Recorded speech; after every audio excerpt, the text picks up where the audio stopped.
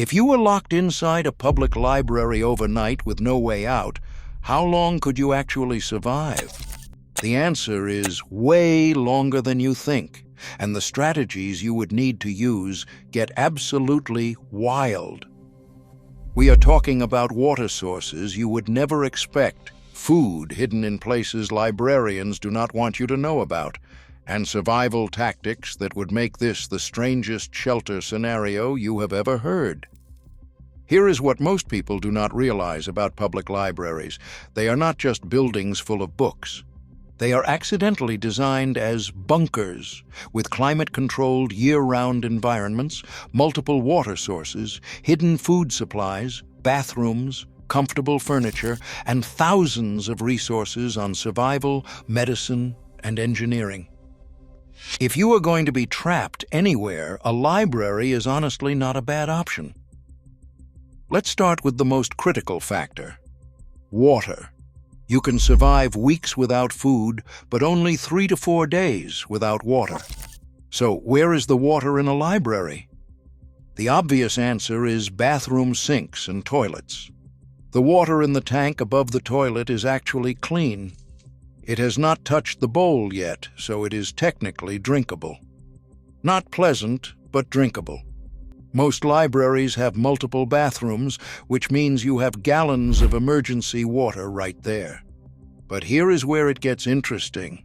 Libraries have water fountains, and even if the building is locked, the water is still running unless someone shuts off the main valve. You have unlimited access to clean drinking water as long as the utilities stay connected. Honestly, in most emergency scenarios, water and electricity stay on for days or even weeks before anyone thinks to shut them down. Now let's talk about food, because this is where things get creative. Most people think libraries do not have food, but they are wrong. First, check the staff areas. Libraries have break rooms where employees keep snacks, lunches, and coffee supplies. You are looking at crackers, instant noodles, coffee, tea, sugar, maybe some canned soup or microwave meals. That is easily a few days of calories right there. But wait, it gets better. Many libraries have vending machines, and if you are desperate, you can break into them. A typical vending machine has 200 to 300 snacks and drinks. That is weeks of food if you ration it. Yes, it is all junk food, but calories are calories when you are trying to survive. And here is something nobody thinks about. Public libraries host events constantly: book clubs, children's programs, community meetings. These events almost always have leftovers. Check the meeting rooms, the children's section, and anywhere events were recently held. You might find cookies, goldfish crackers, juice boxes, whatever they served that day. But guess what happens when that food runs out? You start looking at the library itself as a resource. Libraries have cookbooks with edible plant identification guides. You could theoretically identify which plants in the library's landscaping are edible and safe. Not ideal, but if you are stuck for weeks, you start getting creative. Temperature control is actually easy in a library. Most libraries maintain a comfortable range of 68 to 72 degrees Fahrenheit year-round. You have heating and air conditioning, and the building is designed to protect books from temperature fluctuations, which means it is also protecting you. You will not freeze, you will not overheat, and you can sleep comfortably on the couches or chairs scattered throughout. And speaking of sleep, libraries are full of comfortable spots. Reading chairs, study carols, beanbags in the children's section, and if you are really lucky, some libraries have nap pods or quiet rooms specifically designed for comfort. You could build a nest of cushions and blankets from the children's area and sleep better than you would in most emergency shelters. But here is where survival in a library becomes truly interesting. The information advantage is real. You have access to thousands of books on survival, first aid, engineering, chemistry, biology, and psychology. If you are injured, you can look up medical treatments. If you need to build something, you have engineering manuals.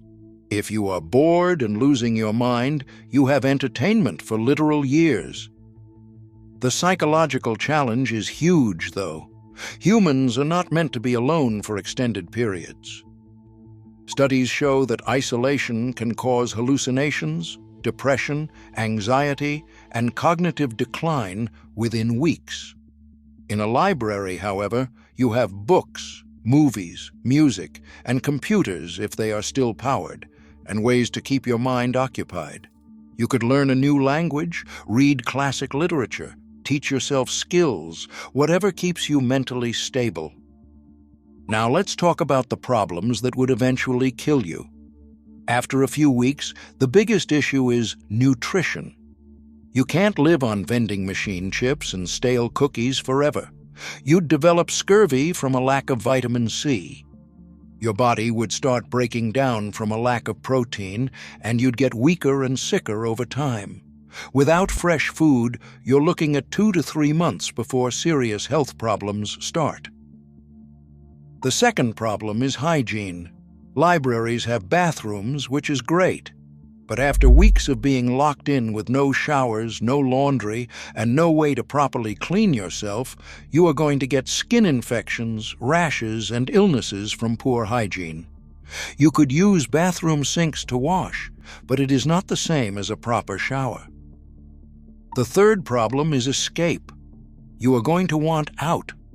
Libraries have windows, doors, and emergency exits, but they are designed to keep people from breaking in, which also makes it hard to break out. You could smash a window, but most library windows are reinforced or set high above the ground. You could try to force a door, but emergency exits are alarmed and locked from the outside. But here's the wildest part about this scenario. If you were actually trying to survive as long as possible, you could realistically last 2 to 3 months in a well-stocked library before serious problems forced you out or killed you. You would have water indefinitely, food for weeks from vending machines and staff supplies, shelter and comfort from the building itself, and information to solve problems as they arise. Compare that to being locked in a grocery store, where you would have more food but no comfortable sleeping areas and constant refrigeration failures. Or being locked in a gym, where you would have water and space but almost no food. Or locked in a shopping mall, where you would have everything, but it is too big to secure and manage alone. The library is this perfect middle ground of resources, comfort, and manageability. And you know what makes it even crazier? Libraries are designed to be community centers, which means they have things like meeting rooms you could fortify, multiple exits you could monitor, and layouts that make it easy to navigate and control. If you were smart about it, you could set up a legitimate long-term survival situation.